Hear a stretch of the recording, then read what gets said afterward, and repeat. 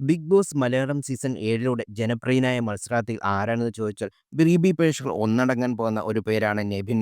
തുടക്കത്തിൽ ഇവന് എന്താ ഇങ്ങനെയെന്ന് ചോദിച്ചവർ പോലും രണ്ടാഴ്ച കഴിഞ്ഞപ്പോൾ നെവിൻ്റെ ആരാധകരായി മാറി. ബിഗ് ബോസ് ഹൗസിൽ ഇത്രത്തോളം എൻജോയ് ചെയ്ത മത്സരാർത്ഥി വേറെ ഉണ്ടെന്ന് സംശയമാണ്.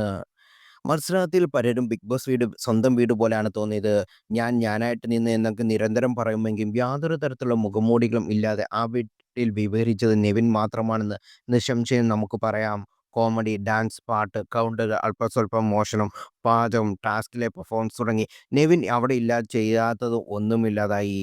അവസാന നിമിഷം വരെ നെവിൻ്റെ കാര്യത്തിൽ അത്ഭുതവും ടെസ്റ്റും പ്രതീക്ഷിച്ചവരാണ് ഏറെയും പ്രേക്ഷകർ. നെവിന് ലഭിച്ച ജനപിന്തുണ പോലും ജെനുവിനായിരുന്നു. നെവിൻ 100 ദിവസം അധ്വാനിച്ചു നേടിയതാണ്. ടോപ്പ് 5-ൽ നെവിൻ കയറിൽ ആനന്ദിച്ചവരായിരുന്നു ഏറെ പ്രേക്ഷകരും. തേർഡ് റണ്ണറപ്പായിട്ടാണ് നെവിൻ പുറത്തിറങ്ങിയതും.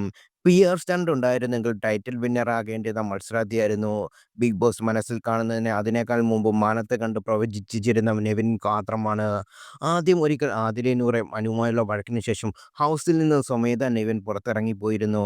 പിന്നീട് തൻ്റെ തെറ്റാണെന്ന് മനസ്സിലാക്കി ബിഗ് ബോസിനെ ആവശ്യപ്പെട്ട് വീണ്ടും തിരികെ കയറി. രണ്ടാമത് വീട്ടിൽ പ്രവേശിച്ചപ്പോൾ തന്നെ ഫിനാലെ കണ്ടിട്ട് നേരിട്ട് മടങ്ങൂ എന്ന് നെവിൻ ദൃഢപ്രതിജ്ഞ ചെയ്തിരുന്നു. അത് അതുപോലെ പാലിക്കുകയും ചെയ്തു.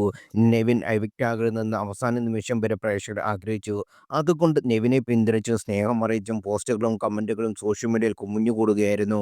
നെവിനെ പോലൊരു മത്സരാർത്ഥി ഇതിനു മുമ്പ് ഇനി ബിഗ് ബോസിലോ വരാൻ പോകുന്നില്ലെന്നാണ് കമന്റുകൾ. സീസൺ 7 വിജയിച്ച അണുവാണെങ്കിലും അറിയപ്പെടാൻ പോകുന്നത് നെവിൻ്റെ പേരിലാകും എന്ന് കമന്റുകൾ.